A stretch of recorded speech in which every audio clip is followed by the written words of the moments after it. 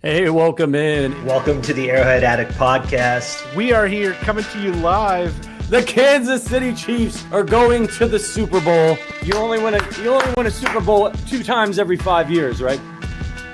Oh! The warm-up act is over. Let's bring in Melissa Etheridge, massive Chiefs fan. Melissa. Super Bowl champion, 2-time Pro Bowler, and Trent Green. Trent Green, how you doing? Hey, what's going on, guys? And he picked it up! He picked it up! He's gonna score!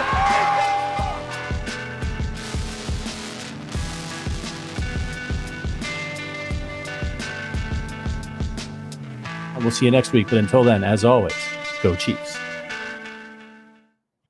Welcome into the Arrowhead Addict podcast on this Tuesday.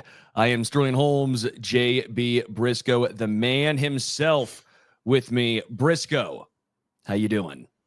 I'm concerned and frustrated, Sterling, or at least that's what Steve Spagnuolo said he was today. Other than that, he was in a great mood. We got to see our dear friend Matt Derrick give a little hardware to Spags at the presser today. So all in all, I am legitimately good. But knowing that Spags is concerned is sort of like being a kid and watching like one of your parents like cry for the first time. It's like, oh no, I am feeling worries and concerns I didn't even know that I had in here. Yeah, well, last time he was concerned, that was Shamari Connor, and he turned into a absolute stud last year. So maybe he should be concerned more often. Maybe it's a good thing. We'll talk a lot about Spags and what he had to say today during his Chiefs presser. I thought it was very, very fascinating. I want to get into the preseason game 2, as well as a slight look ahead at game 3, more or less what it means. Obviously, the starters, they ain't rocking out there. They're thrilled, the NFL is, of Caleb Williams, Mahomes. Hype that up until they both don't play. Can't wait to see Tyson Bagent, baby, secret Bagent man. And then we'll also talk about a little bit of the 53-man roster construction, including who's on the bubble. Before we get into all of that, I do want to say I was in Lawrence today. So I woke up early, went out to Lawrence for KU Media Days. We talked with Lance Leipold. We talked with Jalen Daniels, Devin Neal, as well, the stud running back who you might know from NCAA 2K25 as potentially one of the most OP players in the game. But a lot of fun, obviously as a Mizzou guy. It was hard. Devin did grow up in Lawrence, though, and we were talking about the rivalry back and forth, and that was very, very enjoyable. But Leipold was great. I could not say more wonderful things about how nice the KU staff was, how welcoming they were, even though I gave him a little bit of a hard time. You wish he was the coach of Mizzou, like, obviously. No, I love Eli. But I do like they got the right guy for the job. They have the All right three guy local for the job. schools seem to have the right guy. The 3 big local schools seem to have the right guy at the top. And Jalen Daniels coming back, he looks really good. Such a nice guy. I mean, just so energetic, smiles all the time. I'm laughing about me going to Mizzou and a Mizzou alum, and we just had a little back and forth ribbing with Lance and everything too. So we just want to, all those KU fans out there who I know listen to the show, and I sometimes give a hard time to. I want to say thank you for how welcoming they were. Mizzou fans, though, don't worry. I wore a Mizzou belt the entire time and had to show Lance that. Let him know that. Wow. You showed Lance Leipold your belt? Oh, yeah. I pulled this shirt up. Tarps off, baby. And also, Mint Mobile, baby, with big wireless providers, what you see isn't what you get. The price magically skyrockets somewhere in between the store and your first bill. With Mint Mobile, you won't have to worry about that. When Mint Mobile says $15 a month, they mean it. To get this new customer offer and your new 3-month premium wireless plan for just $15 a month, go to mintmobile.com/arrowhead. That's mintmobile.com/arrowhead. Cut your wireless bill to $15 a month at mintmobile.com/arrowhead. $45 upfront payment required, equivalent to $15 per month. New customers on first 3-month plan only. Speed slower above 40 gigabytes on unlimited plan. Additional taxes, fees, and restrictions apply. See Mint Mobile for details. I love how you hit every word. What do you mean? I don't even know what I'm talking about. It could be anything. Phantom says, nice shirt, Sterling. Did you get a free bowl of soup with it? Did you wear that shirt because it was vaguely blue and red, but you were not going to get any closer to KU colors today? I was not going to wear any KU colors today, but I also wasn't going to wear K-State or Mizzou colors because that's Right. just. So you went like a dark blue, like a navy blue with some red and pink in it. Like this is your friendly, this is your blend in but not make a statement shirt, correct? Exactly. Yes. Yeah, that's I'm great. I'm not gonna come on. In the business of you actually are in media, you have to have some sort of respect and there's some, faux pas, if you will, some do's and don'ts. I can't rock a Mizzou shirt back there. That's just bad taste. They wouldn't do it. That's just bad. You're not wrong, and I want everybody listening to know you're not wrong. But for you, Sterling Guthrie Holmes, to look into a camera and say, in media, there are some do's and don'ts, and you just got to obey some do's and don'ts sometimes. Like you haven't lived your entire life above the law is genuinely offensive. You could have gone in and done the show in Mizzou body paint today, and it probably would have been a good bit. Like you could have lived in that world, and you could have decked out head to toe KU stuff. I don't think anybody at 810 would have gotten mad at you for repping the mythical bird. Yeah, I was not gonna, but that's a me. I'm not wearing all KU stuff. That's fine. That's a non-starter right there. All right, let's get into it. Do you want to start with Spagnuolo first? Because I do think what he had to say today was the most fascinating. I'll let you take it from here, Brisco. Yeah, and I'll put a piece of news on the front of it here that we didn't know this, or at least I didn't know this. I wasn't at media. I was watching media from home, right? That's how I got my battle stations here. But it wasn't until after practice. So, and today was also, they moved some things around, which I'm guessing you guys also figured out probably in real time. If I had to guess, I don't know. Maybe you got a heads up. It was lovely. Okay, good.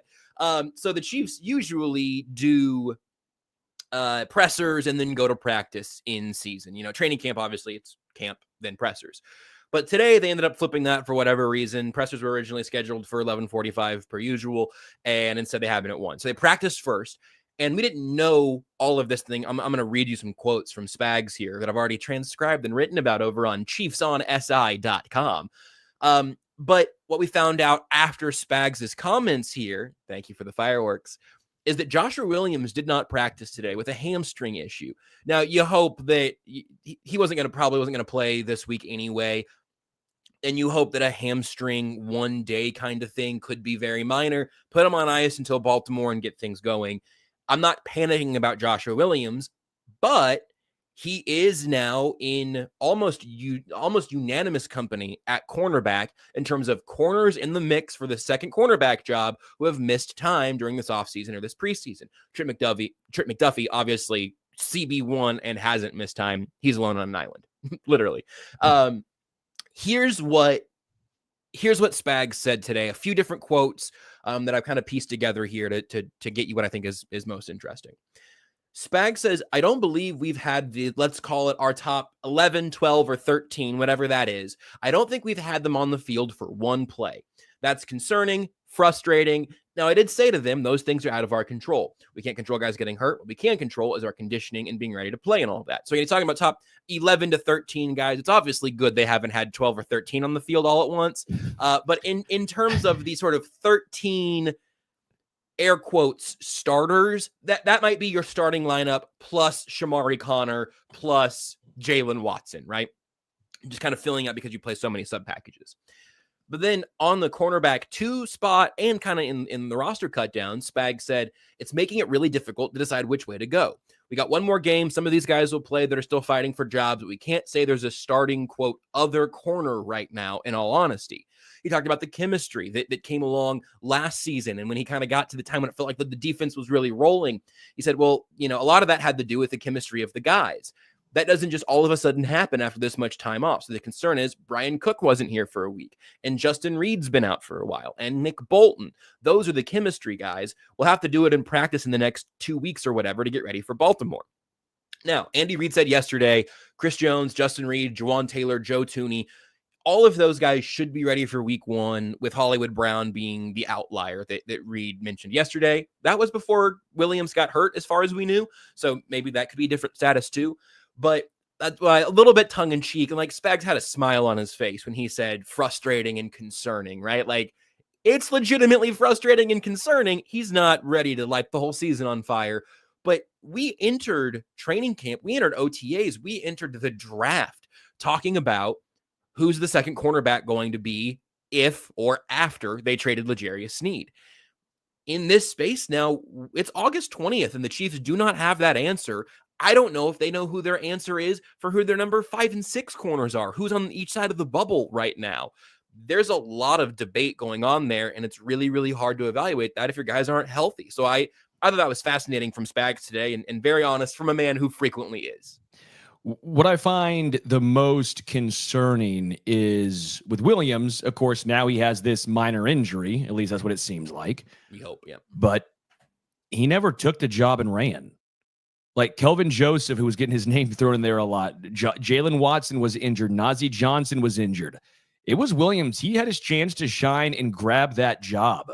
He never did. I'm a huge Williams supporter. The eye test checks out. The PFF numbers of what he did last year checks out. But that's also in a smaller sample size. So the Chiefs were able to use him in a role where basically he could have be put in the best possible situation to have success, right? But they're looking for a guy who can go out there and show consistency, play in and play out. Not just your strengths, but every single play. And from what it sounds like, no one, again, I think Williams is the most to glean from here because he has been healthy and he hasn't taken it. So I'm not super worried. Again, I don't think this is season altering necessarily. I don't think that the Chiefs are in absolute panic mode because I do think the Chiefs are sitting here going, we don't have a CB2, but we have like 5 CB3s. It's not quite like the Chiefs wide receiver room last year where everyone was a wide receiver 5, right? It wasn't that situation. You still have Trent McDuffie. But I think you're looking at right now when you're looking at, okay, Williams and Watson, even if they stay exactly as they were last year, that's still a CB3. Like those are still good corners, solid corners, I should say, solid cornerbacks. You look at Kelvin Joseph, the way they've talked glowingly about him makes you feel like, yeah, he might be a CB3. If Echo Boydo gets cut, if he's not on the 53, he's getting picked up by another team and he will make another 53-man roster and be CB4 guaranteed. I'd like to get your odds on that one just to put a pin in that. Okay, we can talk about that. Like, I think there's a lot of depth. Najee Johnson, obviously, and we've not heard much Nick Jones or Kamal Hadden actually at all. Nick Jones got a ton of reps deep into the second preseason game, if memory serves, which was a little bit, I don't know what color of flag, but it's a flag. Hadden, I think Hadden is, I think he's got a practice squad spot with wide open arms ready for him as soon as cut down day arrives, to be my guess right now. So, and that's where I think the Chiefs and Spagnuolo's at is, hey, we're fine. I don't want to panic, but no one's taking the CB2 job. It's great. We got a lot of CB3s. That's nice. But who's going to step up and be CB2? I also wonder what that ends up meaning for the ongoing conversation about where Trent McDuffie spends most of his time. I'm still inclined to let the best slot cover corner in the league play in the slot when that's available to him. And I also still have a lot of practical questions about if Shamari Connor is the other option for that slot corner spot.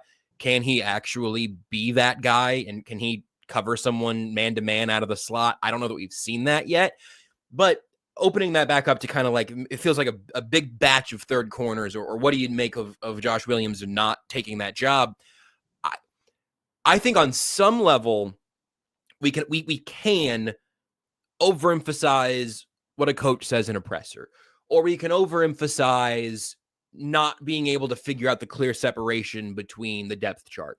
This is not one of those instances to me. I think this is one of the cases where you could reasonably say, as you have, Joshua Williams was out there at the beginning of camp while other guys were getting healthy, and he's been there until today, essentially. Again, maybe he got tweaked yesterday. He's been on the field, and I think from all reports out of training camp, I think he had a fine camp, but he probably had about the training camp that you expected him to have, which is very similar to the training camp you probably expected him to have last season. I am of two minds on this, where I really do think that Trent McDuffie, Joshua Williams, Jalen Watson, Kelvin Joseph those guys with the rest of a healthy defense around them, Najee Johnson in there too. I don't really make a huge distinction about some of those guys right now. I think, let's say those 5, I think makes a good overall NFL group, because you have one elite player and a lot of guys who I don't think can be food to opposing quarterbacks. That also partially leans on Chris Jones, who has not been practicing for a while now. Again, Reed said he'll be ready to go week 1. And Andy never guarantees stuff like that. And he pretty offhandedly was like, yeah, they'll be okay. But you need your pass rush to get home, because you get less wiggle room with Joshua Williams than you did when that was L'Jarius Sneed. There is a step down there. Again, I don't think it's disastrous, but I do think, in Spags' own word here, I do think it is concerning enough to be making sure that we're giving that plenty of conversation leading into week 1. Evan Gabrielson says, I wonder if the Chiefs try and make a trade for a veteran cornerback to step into the CB2 spot. Obviously, Stephon Gilmore went to the Vikings. Relatively decent contract, right? Yeah.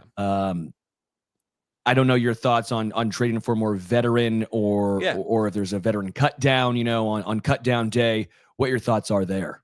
Yeah, I'd be floored if there was a trade, because let's say that you were willing to part with like a future third or something. Now you're trading away what you got for L'Jarius Sneed. The math of all of that to me, but without the contract. Right. And at that point, and maybe I'm overemphasizing a third. Maybe we're talking about it being jumping the waiver wire for a 6th or 7th round pick swap kind of thing. I think that's way more plausible. Because the reason that they traded Sneed was because of the contract. I can't see them giving up draft picks for a rental, and I can't see them giving up serious draft picks for a rental, and I can't see them giving up serious draft picks to sign a guy, because if they wanted to do that, they could have kept Sneed and paid him. Injuries were all part of it, all of that. I do think, and Spags was asked about the veteran possibility today, and he said that Reed and Veach are going to always be looking at the rest of the guys that hit the market, and that he thinks that they will go through that process. I think a veteran cut down is somewhat likely. I think a late round pick swap to essentially jump the waiver wire is slightly less plausible, but could still happen. I'd be shocked if they traded a 5th or better for anybody in the next couple of days, or in the next, I guess, full week now, because it'll be the 27th, right? Is cut down day. I was thinking it was, that has to be. So we might be doing a show live during that. That would be electric. That will be electric. That'll be like coming down to the wire. We may have to talk about next week ahead of time. I'm not sure if I can do that. But point being, I have other jobs too, Sterling. We'll figure it out. Remember when you disappeared for 3 months and I just had to bounce around and find other hosts to embrace me here? It was one show.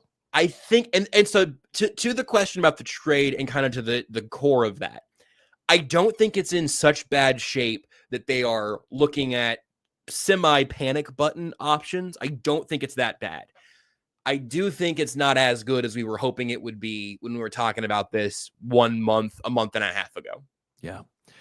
Price actually redacted the message, but he did say at one point we need a full Sterling breakdown of the bachelor party this past weekend. Yeah. Maybe into the show. I'll get into that. Too. One more. This is a great one here from Andrew. What makes you chuckleheads authorities on Chiefs football? There ain't no telling what the Chiefs are going to field this year, but one thing's for sure, they'll be the best team they can use. I like chuckleheads. I like chuckleheads too. Yeah, I do authorities. Like I don't think we're like the authority, but I mean, we're credentialed Chiefs media member, so I think that's kind of at least authority. It's just literally what I spend the vast majority of every day doing, and so I'm just here to tell you what I think. That's just what we're all here to do. And we don't know what the Chiefs are going to do, because we're not we can't look in the future as much as I'd like to. I really can't.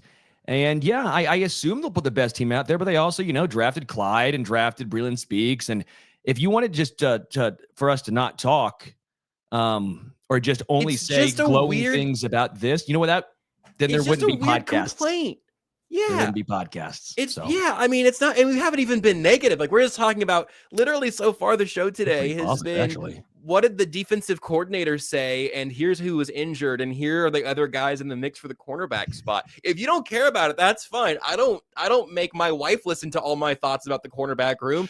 She doesn't really do this, baby. But she doesn't show up in the comments and just talk trash to me. Like, I mean, it's actually probably Renee. It probably is actually your wife. It might be a cover. Yeah. I know this is now angled to like 1% of the people listening. And I like chuckleheads though. That made me laugh. I do like chuckleheads. And I don't want to always have a little 2-minute diatribe that's like, hey man, well, then why are you here? But that is still we've been doing this, happens every episode, but it's strange to me. It's like Phantom saying, I watched the show to see what Sterling is going to wear and the hair. Thank you, Phantom. You understand why you're here. You understand what we are authorities at and what we can truly provide. Sterling can make light shows happen, and I've got like some stuffed Pokemon in my background. That's what we're here for. This has been my philosophy for a very long time now, and I believe this is pretty close to Sterling's philosophy. I want you to be entertained, and I want you to be having a good time, and I want to do it intellectually, honestly. Like, probably in that order, though. Like, I want you to have a good time, and I want it to be entertaining. Because if we are objectively correct, but we're boring, I don't watch or consume a lot of boring, objectively correct content. You can pay to read, like, research papers for that. You know, that's great. Go read a research journal. Fantastic. But we're here to be chuckleheads while talking about the team that you also probably spend some free time talking about. It doesn't seem that hard to me or that serious. You know what? Thank you, Phantom. Thank you. Also, I like there's two I want to get to right here. One from Bill Quantrell. We'll start with this one because I think this is a quick one. It says, can we talk about last year's first round pick being a bust? FAU, obviously, is what he's assuming to or alluding to. Get there when we got his next couple games or next game. He's not looked great. It's not been great. I'm maybe I'm a little too laissez-faire in regards to this, but I'm a little bit of a, I don't want to call him the B word yet. Like, I don't want to say bust just yet. Yeah. Am I starting to get more nervous than I was last year? Because I thought maybe we'd hear more flashes. We've not really heard much. I mean, when you hear more about Kelvin Joseph than him, not typically a great sign. Yeah. But I'm not ready to call him a bust just yet. I'm just not, based on the traits he was drafted for, why he was drafted. And I don't want to say it was because, well, it's K-State, you had to make a draft pick. I don't believe entirely that's the case. Like, it wasn't like he was number 66 in the draft and the Chiefs just completely went up the draft board to draft this guy. This was about when he was supposed to get drafted. This was not a reach by any means. I do wonder about that, don't you? Like, not just with the benefit of hindsight, I do wonder where he would have fallen otherwise. I don't know. I think top 40. Probably. Yeah, it probably wasn't a 30 spot reach, but it was probably I think they were looking for edge to begin with. Yep. Right. And it when has that ever bit Brett Veach right back in the tushy? Oh, never.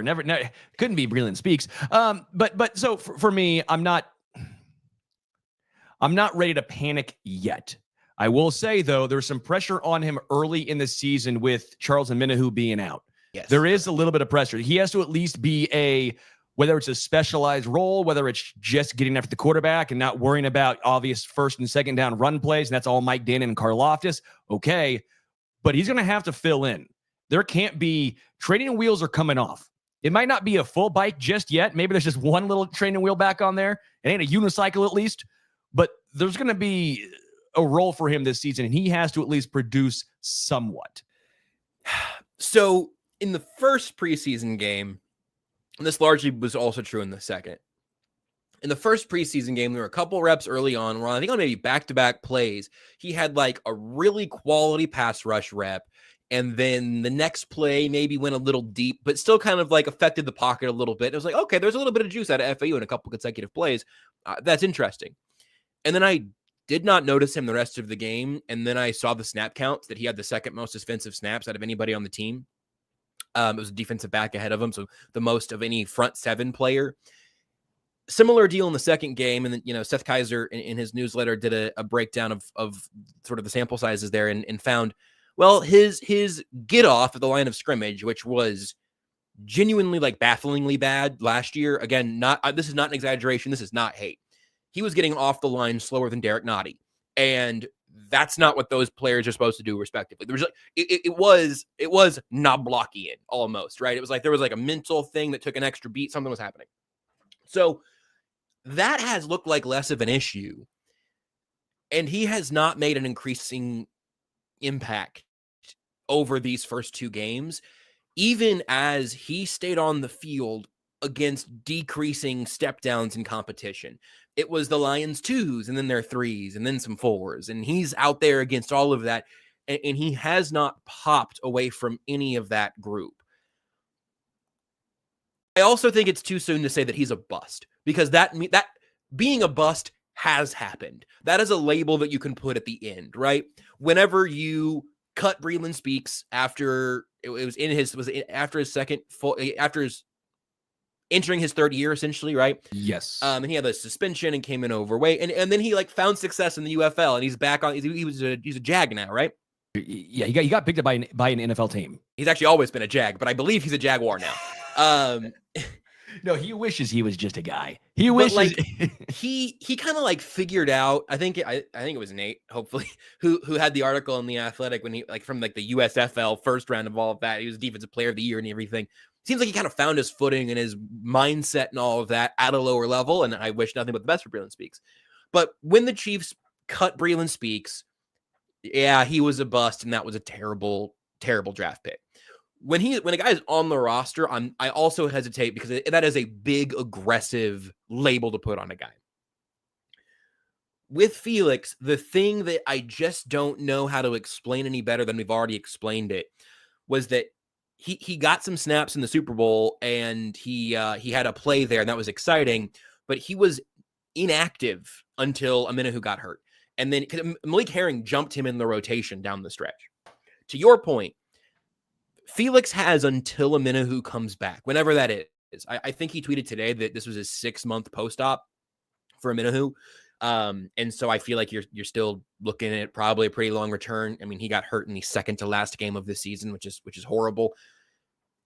FAU has about that long to prove that he can do really anything consistently, or a few things off and on, but he has to be able to do one of those things.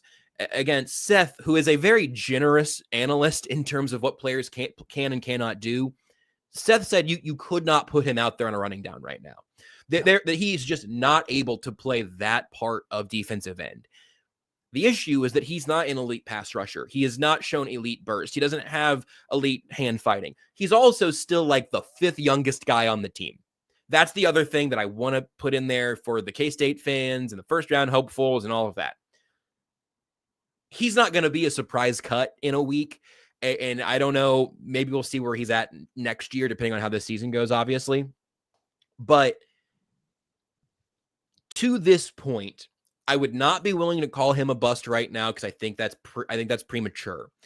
But I also would not, even with his stock very, very low, I would not be buying FAU stock right now. I'm just kind of watching the market and seeing how things go. I do not have a lot of leftover optimism. I would love for him to be, and again, at this point, a 3rd down outside pass rusher where you can have Jones and Dana or Amenahu in the middle with Karlaftis and FAU on the edges. That would be great. But especially the way Spags does his rotations, man, if you're not adding something, you're not playing in December and January. That the rotation gets tighter, and that's going to be a bunch of guys that aren't last year's first round pick as things currently stand right now. Yeah, it's fun actually agreeing and basically be on the exact same page when it comes to something. So we're just agreeing on like something that doesn't make us feel good, you know? Like yes. I feel bad delivering the bad news to this point, which I'm hoping that there's a miraculous recovery here but someone has to do it, and we just have the stones to do it. So that's right. You got to get the right chuckleheads to tell you that they are not optimistic about FAU's year 2 at this point. Anonymous Mango, I like this one here. Says, can we touch on Dave Tobe's comments on my guy Nico Remigio? I think that's talk about it. I knew Mango was going to ask about Dave Tobe's comments today at some point. I knew it. I'm sorry for interrupting you. This is perfect. You know, it's going to be the Anonymous Mango. So Dave Tobe basically says he loves Nico, that it's his guy, and if we were up to him, he'll pound the table for him. pound the table, which led to a very funny thing that I said on radio that it's on cuts on Friday, guaranteed. Brisco. Good. Banging the table. I think I called it Spags' bang table or something like that by accident. Yeah, it was bad. Hopefully, still bad. Yeah, it was not good. But either way, Nico Remigio, this is why I've said for a while, with the emergence of special teams this year being as unique as it is, and Dave Tobe also talked about the kickoff rules, how it might turn into a case of, okay, well, now everyone's still kicking touchbacks and getting it at the 30 instead of the 25. They wanted to make it more penal and do it at the 35, but that was... More penal is crazy. What? Nothing. You're right. It's just like, I've just never heard it in that tense. Oh, if I add azized after it, it's going to be okay. Like, yeah, grow up. No, I'm like, I've heard of a penal colony too, you know, and that still makes me giggle. But no, the NFL is trying to make the game more penal. Go ahead. Yes, and I understand what you mean. It just totally caught me off guard. But with where it's currently set up, there might be a lot more touchbacks. So we'll see how special teams actually evolves this upcoming season. But I still put a lot of emphasis on it that Dave Tobe gets a couple of his guys. I think one of his guys is Nico Remigio. It's why I was pretty confident on him earlier on, being ahead of the Justin Rosses, the Tonys. At one point, I had him above McCole Hardman. I think the injury to Hollywood Brown changes things. Obviously, with McCole Hardman speaking today, that's a pretty good indication that McCole's spot on the 53 is pretty much in pin. Again, when you see him speak today, and then if whoever you see speaking after preseason game 3, it's a good indication. I think it was Justin Ross a couple years ago, or maybe a year ago. It was like after preseason game 3, that's when you knew he was on the 53-man roster, right? They don't put you in front of the media at that time unless you're on the 53. I do think Chris Oladokun or Ian Book probably does the presser on Thursday night. So just go. I'm gonna put an asterisk just on that one. Everything else you said is reasonable, but just so people don't hear that and then see an Ian Book post game press conference and then freak out. That's fair. Just a little editor's note. But yeah, I have Remigio making this roster, and Dave Tobe clearly wants him to make this roster. I again, he's pounding the table for Nico. He ain't doing it for Kadarius Toney. Well, no, fair. True. Who are you taking off? Who are your 7 then? I know we did this last week, but who are your, assuming we're at 7 receivers with Hollywood being injured. Yeah. Hollywood, Rice, Worthy, Watson, Hardman are the 5 that I think are pretty much locked in. And I think for better or for worse, I think Sky Moore is wide receiver 6. Correct. And then Remigio, still 7. Tony's done. I think Tony's done. I think Nico Remigio is the most practice squad player on this roster, maybe behind Louis Rees-Zammit. I don't know what team is going to change their roster rotation for Nico Remigio. And I think Panthers the Chiefs did for are Amir afraid. Smith-Marset. The Panthers did with Amir Smith-Marset. They did a conditional little scoot around for a more traditional wide receiver body type.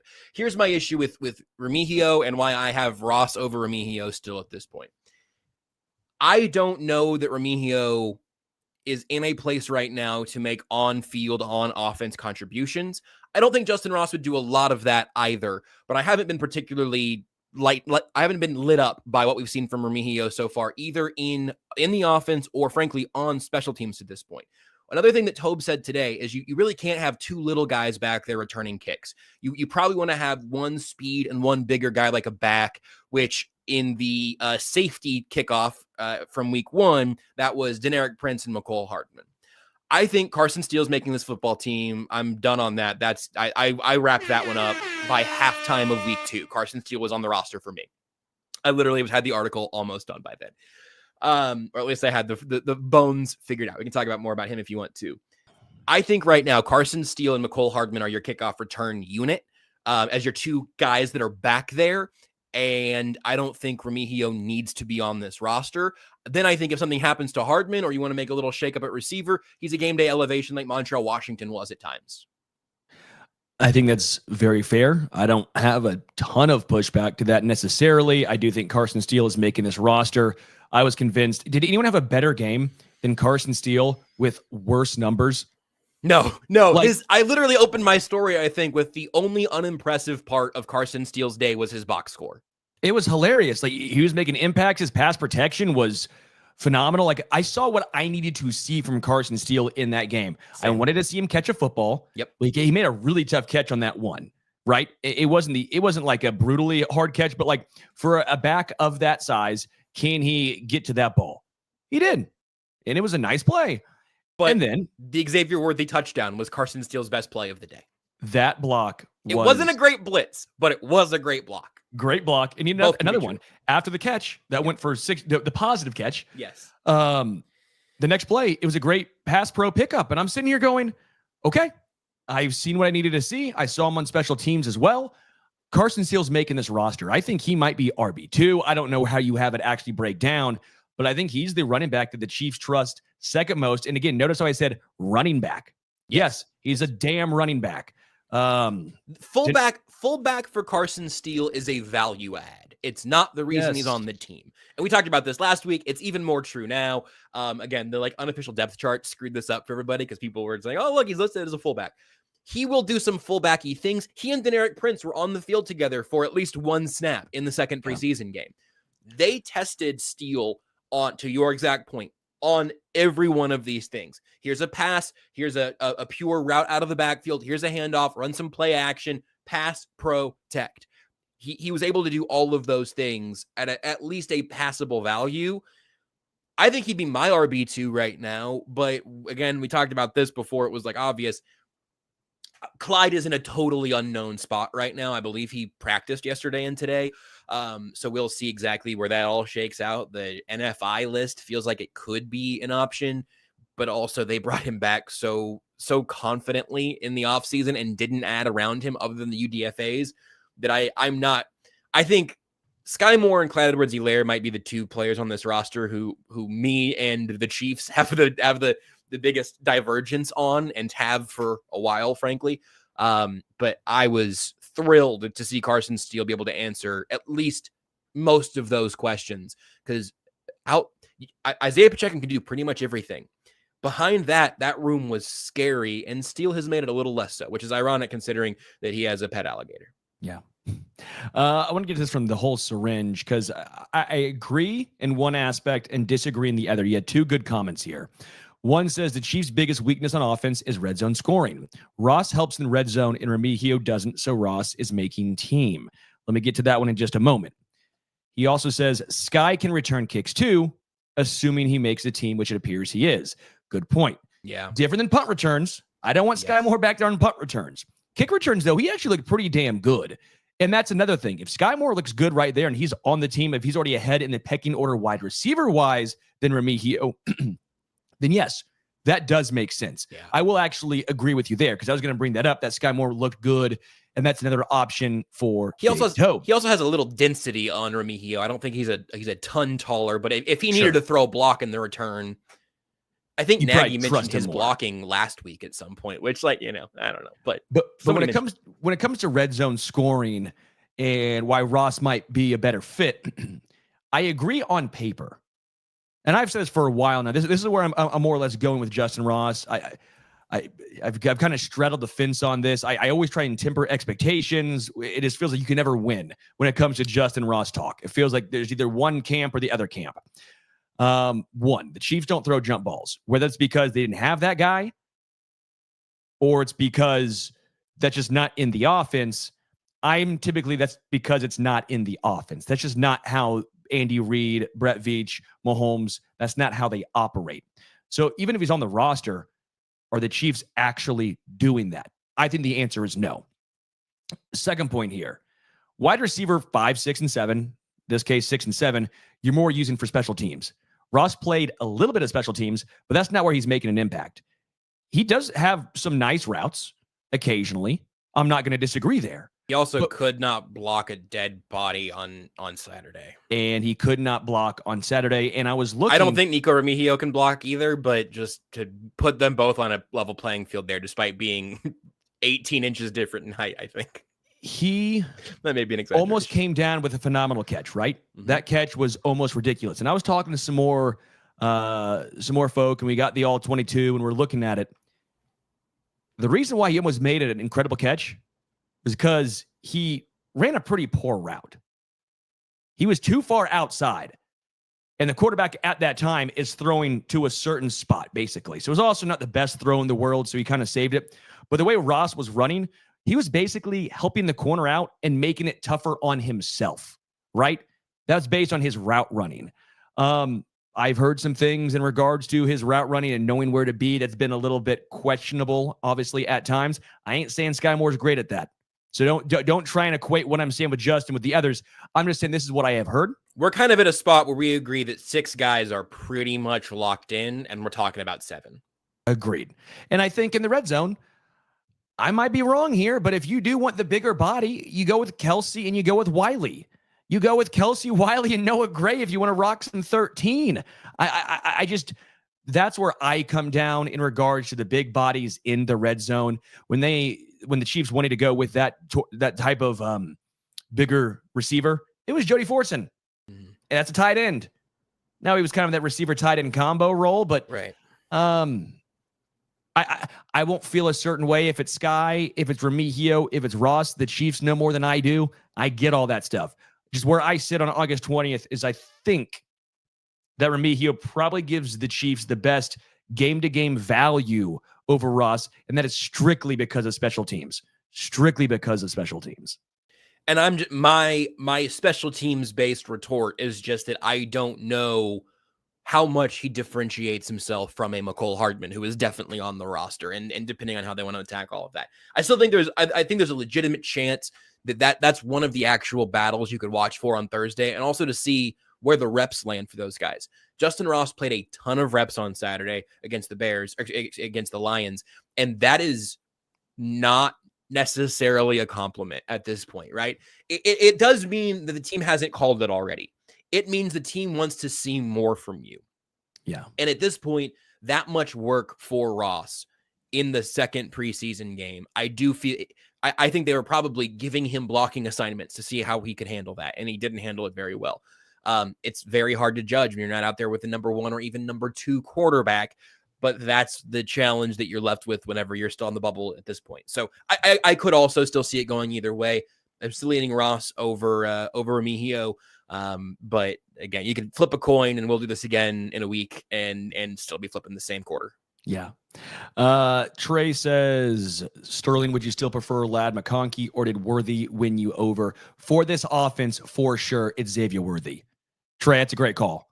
And I kind of tried making the distinction after. Obviously, I was trying to have some fun with it. I wanted my guy, didn't get my guy in the draft, and I was befuddled. I was, it was fun.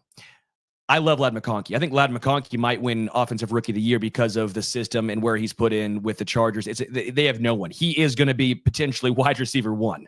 He's going to put up some ridiculous numbers this year. But for the Chiefs offense, Xavier Worthy makes way more sense. Xavier Worthy has impressed me every single time he steps into the field. He was damn triple teamed. That's why Watson got the easy 20-yarder. Like, if you look at one of the plays where Xavier was triple teamed, Travis Kelce was left open down the field. Crazy. No. Let me pause for a second. Let this sink in, everyone. The defense of the Lions, I understand its backups, were so worried about Xavier Worthy deep that the guy that was supposed to come down to Travis Kelce actually went to Xavier Worthy, which then was a 1-on-0. A wide open Travis Kelce. Xavier Worthy is what the Chiefs wanted MVS to be. And then some. But Xavier Worthy is a guy who, even when he's not catching the ball, makes a major impact because the defenses know he can catch the ball. Like, Justin Watson talked about how nice it was that he was no longer that deep threat. He's not just the clear out guy anymore. Yeah. He was no longer the clear. He was getting the catches. So for this offense, Xavier Worthy is a much better fit. Who do I think has better numbers at the end of this year? It's going to be Lad McConkey. But I don't think sometimes the numbers tell the whole picture. Sometimes you have to look at scheme and fit and how the team uses you. I am thrilled with Xavier Worthy right now. He's impressed me more than I thought he was going to. I will say that. I think both end up being phenomenal wide receivers in the NFL, just two totally different skill sets. Why did you point at me when you said Lad McConkey? I don't think I did. You 100% on the dismount I pointed there. left. You pointed, and it was right at my box right next to you. It's inverted. It's gonna be Lad McConkey, and you pointed at me, and I was like, oh. It's inverted.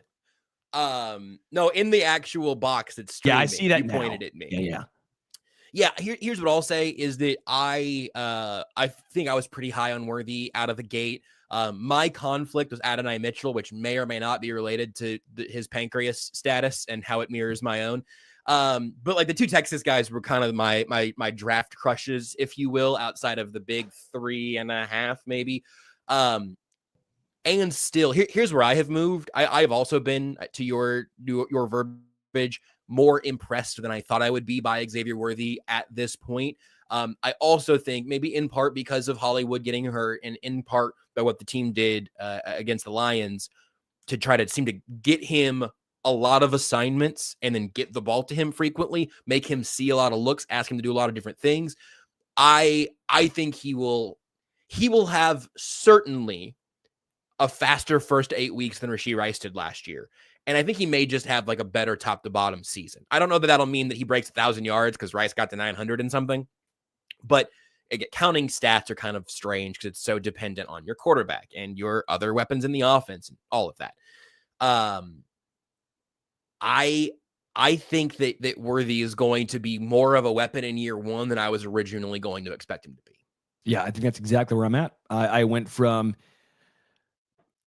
he might see the field as the season progresses. We're going to see a lot of Justin Watson early. And we might still because of the loss of Hollywood Brown, however long he's out for. But I'm starting to think that this might be a newer, again, I don't want to get fooled by Andy because we thought maybe that with Rashee Rice, and we've thought that, we know Andy operates with rookie wide receivers, but Xavier Worthy does feel different.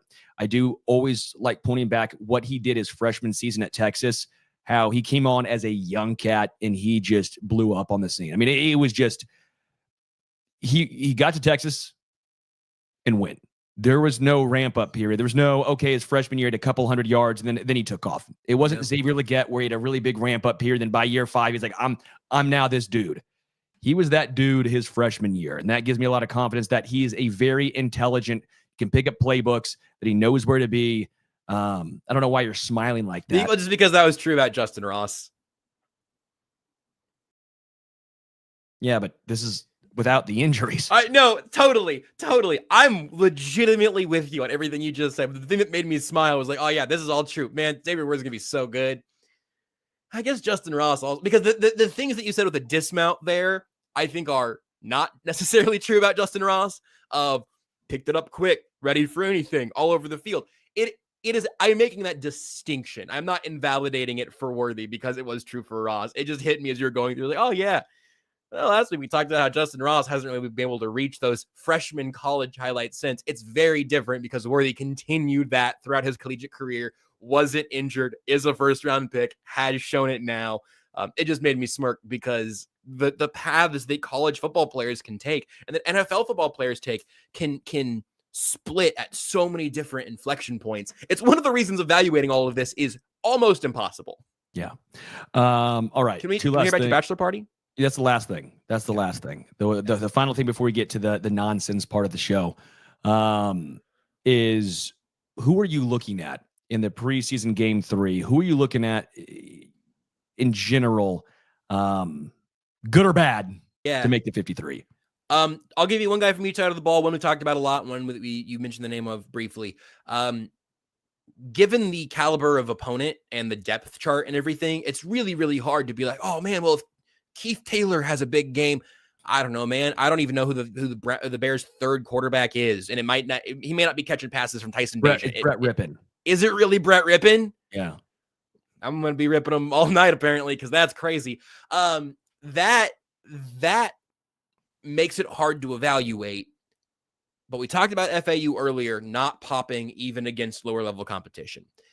I need to see FAU do something against whoever he's going up against. Week 1, the battle was FAU versus the ball, just like the snap. And we saw that, and he's getting more game reps of another team hiking the football. I don't mean for that to sound dismissive or pejorative. It's just true. Get there and look at the football and move when it moves. But then can you separate yourself from lesser competition? On offense, I as I have increased my expectations for rookie Xavier Worthy, I have slightly diminished them for Jared Wiley. I've said pretty confidently that I think we're going to get half a dozen plays from Jared Wiley this year where you go like, oh, bleep, Jared Wiley. I never thought he was going to be a 600-yard receiver this year, but we haven't seen one of those plays yet to this point. And maybe the Chiefs are going to bring that out in the regular season when they can have a Jared Wiley play, a Jared Wiley package. They can specifically use his skill sets in a matchup problem for the defense. I would just like to see, again, if he is out there relatively late into the game, it's going to be Chris Oladokun and Ian Book. It's going to be, I don't think Carson Wentz is going to play in this game. Last year, the third preseason game was started by Shane Buechele. So I don't think you're going to have a very fun time evaluating pass catchers in this game, but I'd like to see if there's something from Jared Wiley. And hey, I guess I'd like to see what Kadarius Toney does. Like just being out there, can you remind us you're on the field? Here's a less cynical one. Anything that Louis Rees-Zammit does is good. Just is he better than the 70th guy on the roster right now? Can he earn a couple of late last preseason game reps before he gets mercifully sent to the practice squad and can continue this process from there? I would love to see him make a couple of plays, but not so many that another team wants to snipe him. He's not an active roster player right now for the Chiefs or anybody else, which is so understandable. He just needs some time. Yeah. I think for me, it's the offensive line, the backups. I want to see Wanye. I want to see Lucas. I want to see Hunter Norzad. Yep. He's struggled a lot this year. CJ or this Priest, which again, we're talking about rookies. Like it's understandable. I'm not saying like I'm panicking, but I want to see him get more seasoning. Can you trust Caliendo and CJ Hands? Is CJ Hands going to make the 53 as like the 10th offensive lineman? Who's the left tackle who was moving? Big boy. Godric? Not Hugh Godric. Not him. Didn't have a great showing. Gosh, who was it? McCade Mature has been injured, waived. No, he had an MCL. It was. I'm really sorry. Driscoll. Oh, Ethan Driscoll. There you go. Yeah, I wouldn't mind seeing him again. He showed out. I thought a little bit last. I mean, again, the Chiefs have perpetually had great depth on the offensive line. Well, no more Wiley. No more Allegretti. We all assume Caliendo. We assume one. Yeah, we're assuming a lot here. I want to see a little. Assuming does makes us talk about our nonsense. All right, makes you a chucklehead. All right, we got a couple minutes left. How was your bachelor party? Okay, fine, everyone. We've talked Chiefs for 47 or 57 minutes, whatever it is. So it's time for the bachelor party breakdown. What do you want to know? Everything. I want to know your final stat sheet. I want to know what was the best stop, the best individual thing. I would like to know what the back of your baseball card says, though, for sure. All right. Before we get out of here, again, this is nonsense. So if you came for Chiefs, you can turn off now. If you want to hear about We've been doing 57 minutes. This you spit it This is the time for you. So I'm 30 years old. I'm old. I'm washed up. I went to the University of Missouri a decade ago. That's where my bachelor party was held, and I did it during rush week. Didn't plan that. Didn't know that. Wow. Who did plan this? I did. Turned out great because you can't go out during rush week. So we had the bars to ourselves, but it's packed because students are back. So there's like no students there, but everything's open and they're open till the normal late time. So it ended up being absolutely perfect. Okay. Piano bar used to be a hot spot when I was in college. It shut down because of COVID, but boys, are they back, and the boys were poison. They played Tribute by Tenacious D, and we were all losing our collective bleep. We had such a great time. We were playing baseball, flip cup. We played some spike ball after a couple of adult beverages. We played golf a couple times. My team won, and I played like absolute. I was horrible. I was hungover and drunk at the same time at that 9:30 a.m. tea time. But I got back on the horse, baby, and we rode that horse all night long. That horse is Michelob Ultras. I was watching my figure. Yeah, sure. You gotta say wedding fit. I love that. No, I got a dad bod, right? I don't even have a kid. I have a dad bod. That's sad. But it was phenomenal that inflation hasn't really hit drink prices in Colombia. Jell-O shots that were $1 a decade ago, still $1, baby. Shout out to Snappers, Booch's Burgers, best burgers in the world. It was outstanding. I walked a lot. we walked like 2 miles because no one's driving. I made sure we got an Airbnb that's walkable. It's 12 guys. And I was like, I don't want people to Uber. I don't want people to have to try and find rides. I'm very much against drinking and driving. So I'm like, I'll find us a place we can walk. It's about a mile or so to the bar. So a mile there, a mile back. And it's fun when you're with the boys. Yeah, it's a big late night walk for a bunch of drunk boys. That sounds great. Yeah, tarps off happened. Tarps were off a lot. Yeah, that I can only imagine. Do you have a Wilt like score sheet you're holding up in front of you? Like what's your estimate number of brewskis and drink skis and little and linies, as we call them? A lot, dude. I don't even have a rough estimate. It was Elgin Baylor numbers. It was the most underrated numbers you've seen. You're like, oh wow, that guy did that. Going to Trops just for, let's just say, have you seen Trailer Park Boys? No. There's a character named Julian who always has a drink in his hand. That was me the entire trip. Just always had a drink. That's you anyway. Well, yeah, but just soup it up a little bit. It was a great time, man. Had a lot of fun. We watched the Chiefs preseason game, at least the first half. And then I had to watch the second half. I'm like, I don't care about Carson Wentz or Oladokin or Ian Book. Like, I was like, boys, let's go out. Let's go to the bars. But I was watching Mahomes, and we're all pretty deep into the adult beverages at this point. And we saw the behind the back pass, and we all collectively lost our collective shits. It was awesome. It was so much fun. Just 12 dudes, pretty drunk, watching the behind the back pass, and we're like, what did we just witness? So yeah, it was a great weekend. I love that you and the Apostles had a chance to do all of that. Just 12 dudes just feasting, just gallons of wine flowing, and then one of them kissed you on the cheek, and we're all nervous. Yeah, it was a biblical reference. If Seth was here, he would have loved that. Yeah, I am 30. I am 30. You know, sometimes you're like, yeah, maybe I still got every once in a while you can pull out a weekend, but Thursday night, Friday, Saturday. I don't. So we're over time on a show that we were completely on board going under time on earlier. But I turned 30 in December, and I don't feel like my life ends at that point. And I'm just wondering if you just rode your 20s so hard that your 30s feel like a fall off by comparison or what. But I'll get some tips from you closer. No, I don't feel like I love my 30s. This is awesome. I'm getting married soon. Like I can't wait. I just don't bounce back and have these week long. Now it's a weekend. No longer week long benders. Yeah, they're weekend. No, our lives are different. That is a good point. Our college experiences are also different. That's fair. Hey, I passed, baby. 3.0. All you need. Is it? I don't want to talk about my GPA. Talk about it. Nah, it's 402. I know your GPA wasn't a 402. Everyone listening, thank you guys.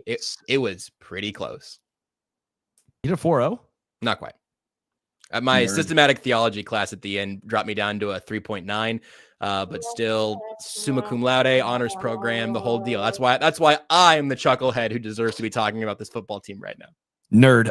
Thank you guys so much for listening. If you want to give us a review, we'd really appreciate it. Hopefully you guys love the Chiefs content and at least tolerated the bachelor party nonsense. Throw us a like. That does mean a lot to us. Algebra also was bad for me. Not a math guy. I failed that class. I had to take it at CMU. You said you passed. I did pass overall. I just had to take it at another college and like smaller classroom. Okay, there's too many students. I needed. And we like analytics. How did that happen? I love analytics. I love useful math. I'm not bleeping doing calculus and algebra. Like, come on now, get out of here. No, it was calculus. I failed. No, thank you, everyone. Yeah. Appreciate it. Got some fun interviews dropping. Just got done interviewing Fletcher Cox the other day. You can check that out on Stacking the Box. Talked to Fletcher Cox about playing under Andy Reid, the Philly special, all that stuff. Great time with him. Actually interviewed Torrey Holt, Rams legendary wide receiver, should be in the Hall of Fame. Asked him about that again today. Talked about the Mahomes behind the back pass and just, again, the greatest show on turf. A whole bunch of fun interviews dropping. So check it out on stackingthebox.com. Brisco coming up with KCSN. Only weird games in about 26 minutes. We'll call it 30. Call it 30. So thank you guys. And also, one comment that came through right towards the end. bachelor parties and chuckleheads make for great podcasts. That was courtesy of my mom. Yeah. To Brisco's mom, we are out.